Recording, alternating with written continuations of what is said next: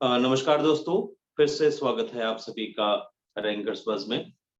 इस सेशन में हम लोग बात करेंगे इम्पोर्टेंट डेज एंड डेट्स के विषय में, जो कि सितंबर महीने में आने वाली डेट्स और डेज हैं।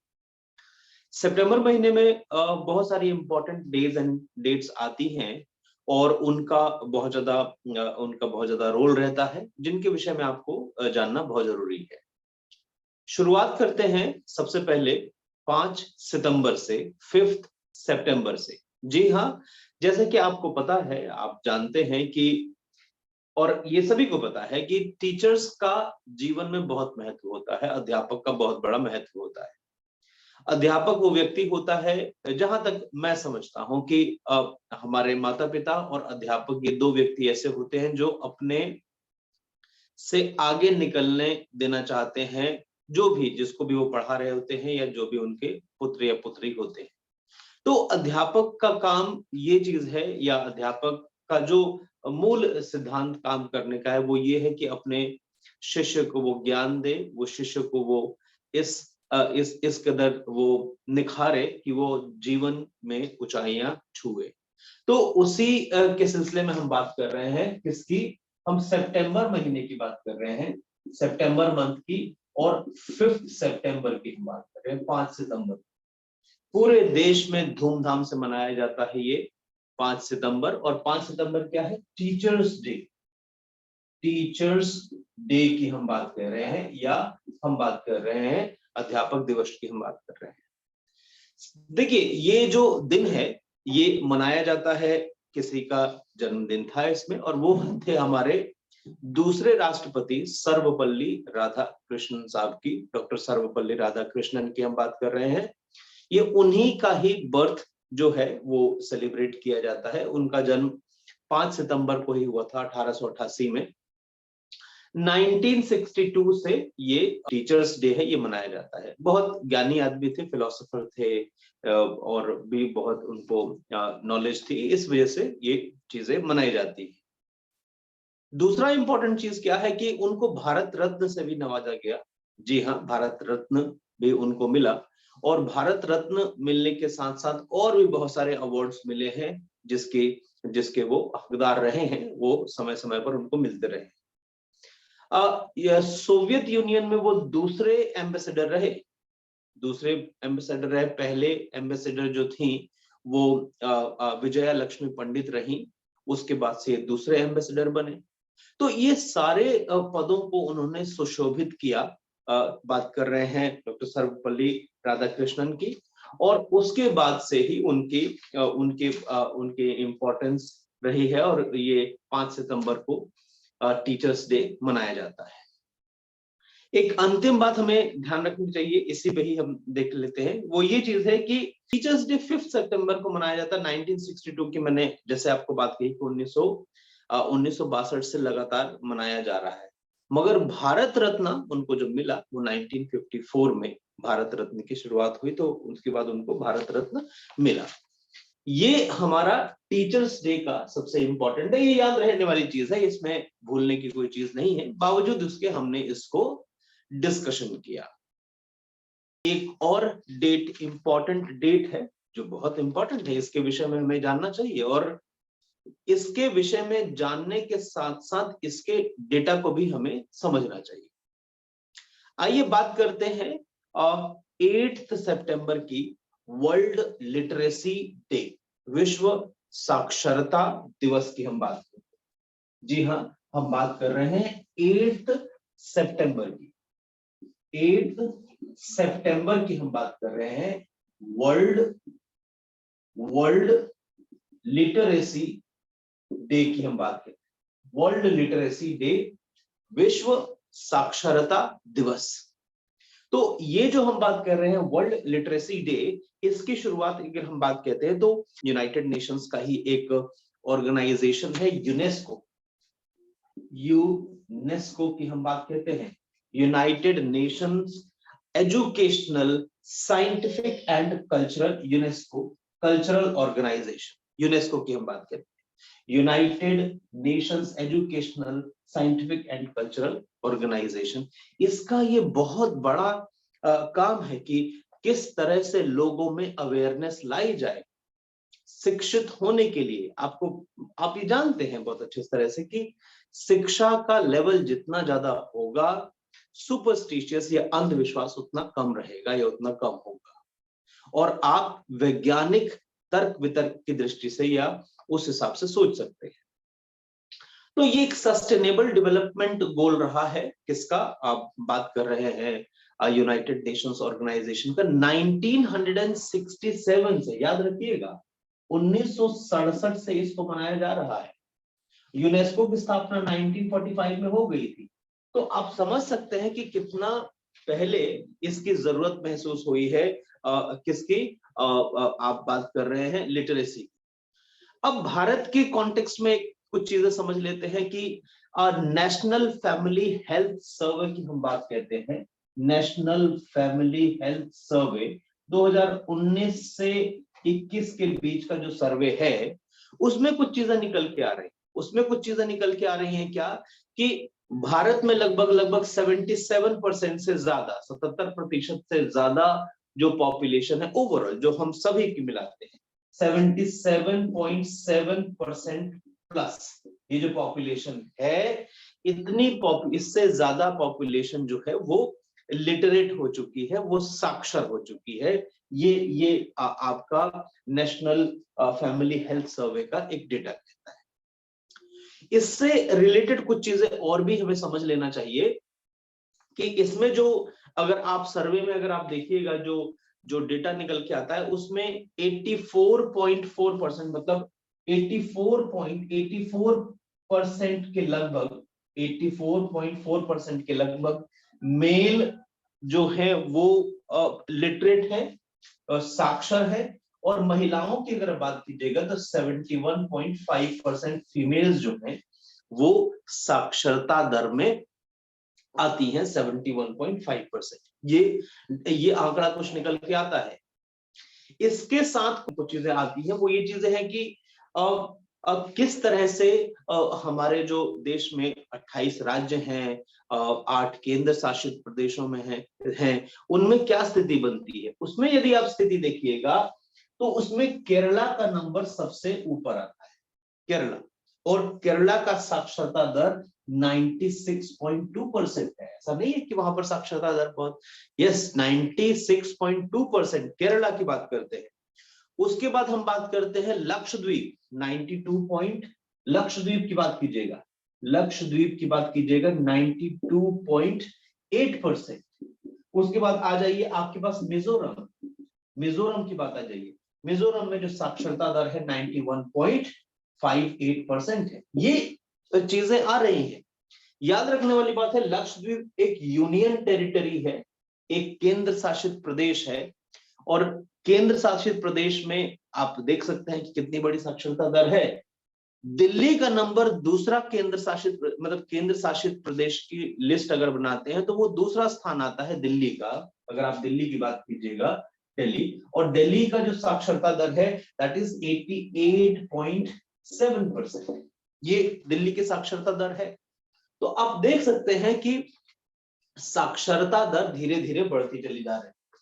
साथ के साथ एक चीज और हमें देख लेना है कि ये तो ठीक है, ये तो हाईएस्ट रेट वाले थे, ये जो सबसे ऊपर जिनकी बात करते हैं।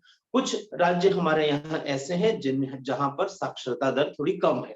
तो साक्षरता दर में जो कम वाले हैं, जिसमें से आपके पास एक आता है आंध्र प्रदेश। आंध्र प्रदेश में जो साक्षरता दर है वो 66.4%। उसके बाद दूसरा नंबर आता है अरुणाचल प्रदेश। अरुणाचल प्रदेश का नंबर आता है 66.95%। फिर आता है आपके पास राजस्थान। राजस्थान में डेटा अगर आप देखिएगा 69.7%। और 4 नंबर पे आता है जी बिहार, दैट इज 70.9%। ये कुछ इस तरह का डेटा आता है, जो कि जो नेशनल फैमिली हेल्थ सर्वे का कुछ डेटा कह रहा है। 19 से 21 के बीच का कुछ डेटा निकल के आ रहा है। तो लिटरेसी या आप साक्षरता की बात अगर कहिएगा तो इसका हमारे जीवन में बहुत बड़ा रोल रहता है। तो ये हम बात कर रहे थे 8 सितंबर की, 8 सितंबर की हम बात कर रहे थे। यस, दोबारा हम बात कर लेते हैं 8 सितंबर की हम बात कर रहे थे, क्या? World literacy day. World literacy day की हम बात कर रहे थे, इसको याद रखिएगा, वर्ल्ड लिटरेसी डे। 5 तारीख की हम बात कर रहे थे, 5th की बात कर रहे थे, 5 सितंबर की टीचर्स डे। और ये हम बात कर रहे हैं वर्ल्ड लिटरेसी डे 1967 से इसको हमने बताया कि स्टार्ट हो गया है। बात करते हैं एक और डेट की, और उसमें ये जो डेट है, इस डेट के विषय में आप जानते ही हैं, न्यूज चैनल्स में और सब जगह इसकी बहुत ज्यादा न्यूज थी, और उसके बाद भी इस डेट को बहुत शौक के साथ मनाया जाता है। हम बात कर रहे हैं 9/11, ठीक है जी, ये रिमेम्बरेंस ऑफ 9/11 या 11 सितंबर।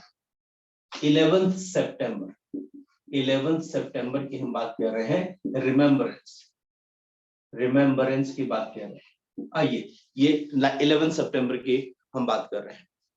9/11 की बात करते हैं, मतलब सितंबर 11 की हम बात कर रहे हैं, और ये 2001 की बात है। 2001 की बात है। 2001 में हुआ ये कि अल कायदा की अगर हम बात कर रहे हैं, जो कि अफगानिस्तान में जो एक टेररिस्ट ग्रुप था, जो कि ओसामा बिन लादेन के द्वारा वो लेड किया जाता था, वो जो भी उसके अंडर में सारी चीजें हो रही थी, उसने ये सारा का सारा ये जो इस तरह का जो कुकृत्य किया, जो यूएसए में हुआ, अमेरिका में हुआ, उसके बाद से तो दुनिया बदल सी गई, मतलब हर एक तरह का हर किसी का नजरिया बदल गया, किस किस तरह से होना चाहिए, या सेफ्टी सिक्योरिटी को लेकर के और भी सारी चीजें हो गई। 2001 की बात है, जब जॉर्ज डब्ल्यू बुश जो थे वो यूएसए के प्रेसिडेंट हुआ करते थे, और ये सुबह सुबह की ही बात है कि 19 टेररिस्ट्स ने 19 आतंकवादियों ने 4 जो कमर्शियल एयरलाइनर्स थे उनको उन्होंने क्या किया, हाईजैक किया, और हाईजैक करने के बाद से उसको क्रैश करवा दिया। दो एयरलाइंस थे, उनको जो 2 प्लेन्स थे उनको ट्विन टावर पर क्रैश कराया गया, जो कि वर्ल्ड ट्रेड सेंटर का ही हिस्सा था, वर्ल्ड ट्रेड सेंटर का ही वो पार्ट था, ट्विन टावर। तो वहां पर उसको क्रैश करवाया गया। एक जो प्लेन था उसको पेंटागन जो है वो यूएस आर्मी का जो हेडक्वार्टर है वहां पर क्रैश कराया गया। और वो जो चौथा था उसको वो चाहते थे कि किसी सरकारी जो जो जो ऑफिस है या कोई बिल्डिंग है यूनाइटेड स्टेट्स की, वहां पर जाकर के उसको क्रैश करा दिया जाए, मगर वो सक्सेसफुल नहीं हो पाए, क्योंकि वहां पर जो भी उसके अंदर पैसेंजर्स थे उसमें से किसी ने इसका विरोध किया, और उसके बाद से जो भी एक्टिविटी हुई होगी उसके बाद से वो क्रैश हुआ, और वो कहीं फील्ड में जाकर के क्रैश हुआ। बावजूद इसके ये सब होने के बाद 3000 से ज्यादा लोगों की यहाँ पर मौत हुई है। तो ये सारी की सारी चीजें हुई हैं, और ये सब चीजें होने के बाद से अमेरिका का नजरिया बदला, पूरे विश्व का नजरिया बदला।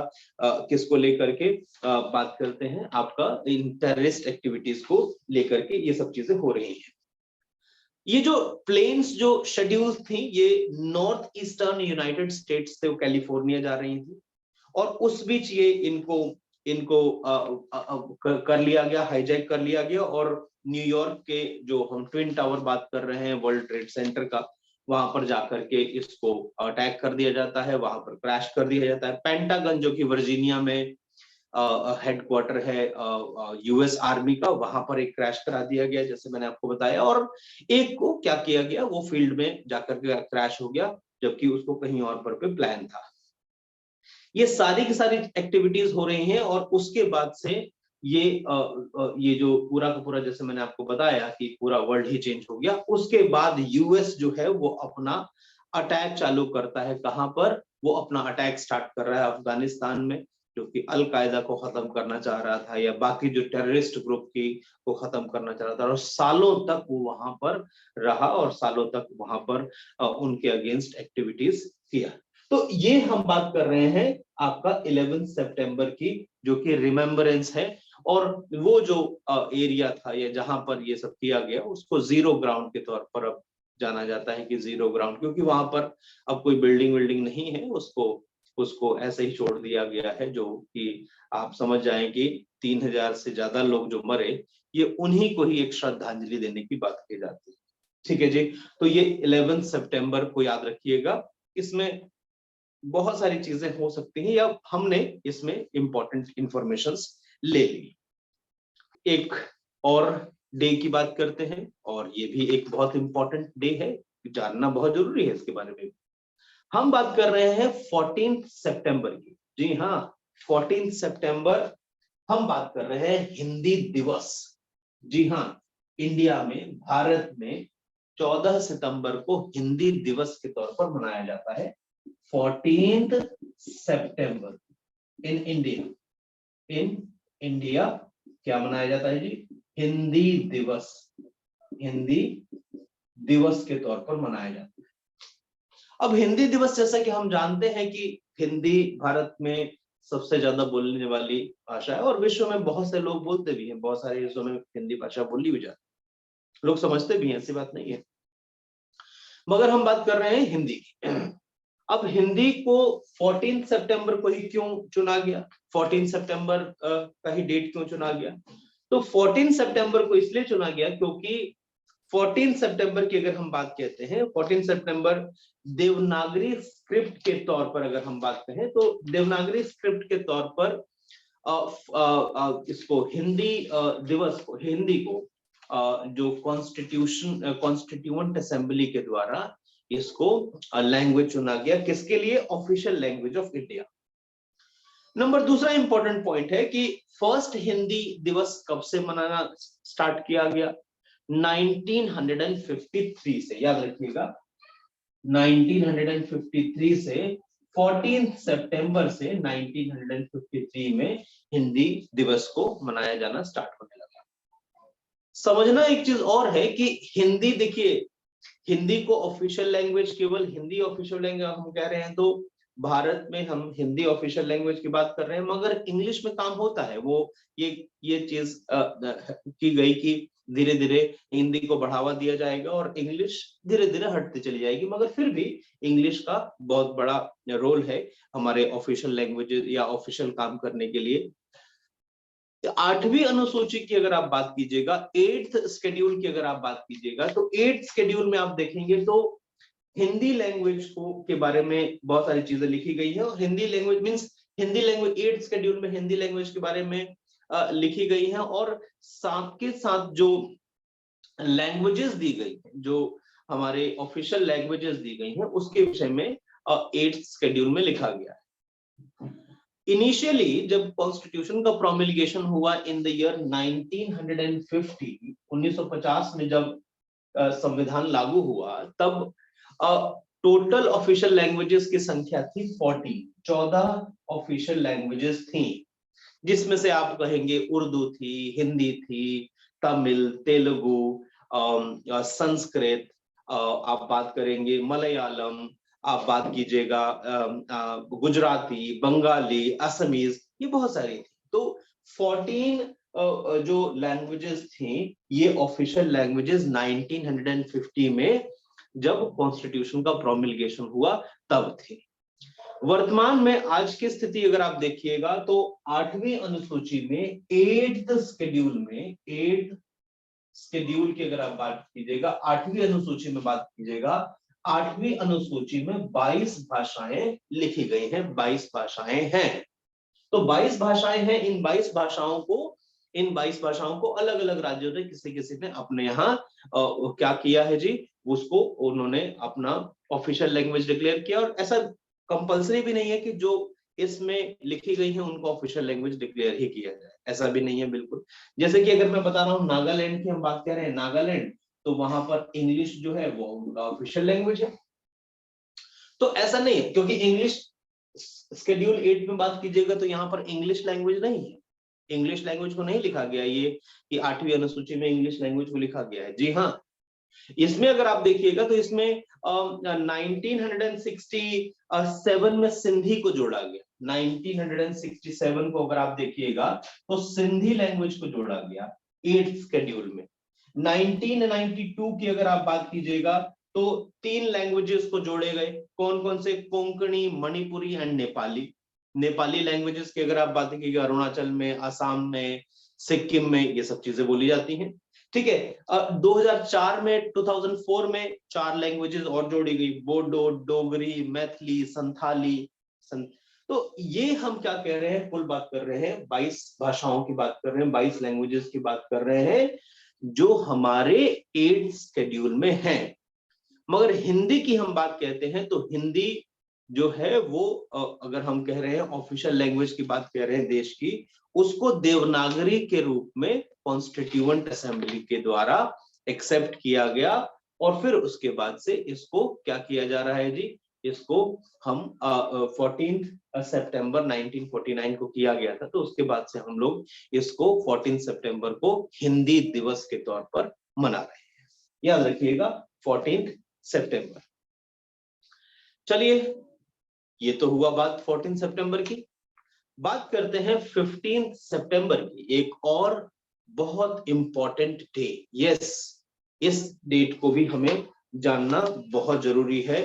15 सितंबर, 14 सितंबर के बाद हम बात कर रहे हैं 15 सितंबर की। 15 सितंबर, 15 सितंबर क्यों इंपॉर्टेंट है? जी हाँ, क्योंकि विश्व में अगर आप देखिएगा तो डेमोक्रेटिक वैल्यूज का होना बहुत जरूरी है। जी हाँ, डिक्टेटरशिप बहुत ज्यादा दिनों तक नहीं चल सकती। डेमोक्रेटिक सिस्टम जो है वो हर किसी के लिए ठीक होता है, हर किसी के विकास के लिए ठीक होता है। प्रत्येक व्यक्ति उसमें खुश रहता है या अपने आप को विकसित होता देखता है। तो बात कर रहे हैं 15 सितंबर की, 15 सितंबर। और 15 सितंबर की बात करेंगे तो हम बात कर रहे हैं किसकी? International day of democracy. International day of democracy, democracy की हम बात कर रहे हैं। International day of democracy. Democracy, जैसे मैंने आपको कहा कि बहुत इंपॉर्टेंट है हर एक व्यक्ति के विकास के लिए, और डेमोक्रेटिक वैल्यूज को मानना भी चाहिए। ये डेमोक्रेटिक सिस्टम की अगर आप बात कीजिएगा या इंटरनेशनल डे ऑफ डेमोक्रेसी की अगर आप बात कीजिएगा तो 2007 में, 2007 में अगर आप देखेंगे तो 2007 में यूनाइटेड नेशंस जनरल असेंबली ने, यूएनजीए ने, यूनाइटेड नेशंस जनरल असेंबली ने 2007 में एक रेजोल्यूशन पास किया और कहा गया कि 15 सितंबर को हम क्या वर्ल्ड डेमोक्रेसी डे या इंटरनेशनल डे ऑफ डेमोक्रेसी मनाएंगे। अब ऐसा क्यों किया जा रहा है जी?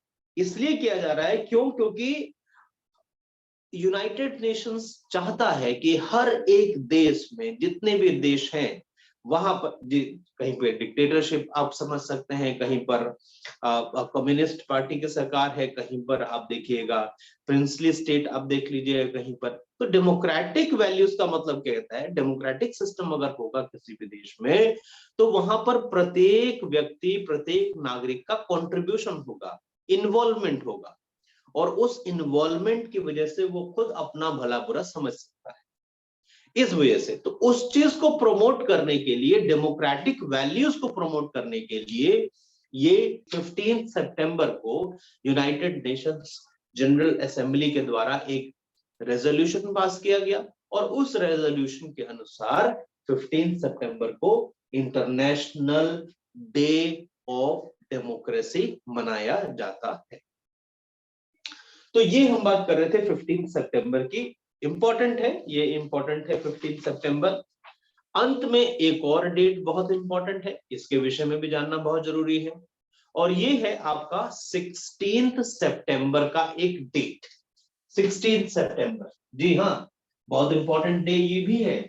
क्यों? क्योंकि हम जानते हैं कि 16 सितंबर या हम जानते हैं कि जीवन में सूर्य का क्या महत्व है, जीवन में पृथ्वी का क्या महत्व है। बिना इनके तो जीवन की कल्पना की नहीं जा सकती, बिना सूर्य और पृथ्वी के जीवन की कल्पना नहीं की जा सकती। तो यस, 16 सितंबर की अगर हम बात करें तो 16 सितंबर को वर्ल्ड ओजोन डे के नाम से या वर्ल्ड ओजोन डे के नाम से इसको मनाया जाता है।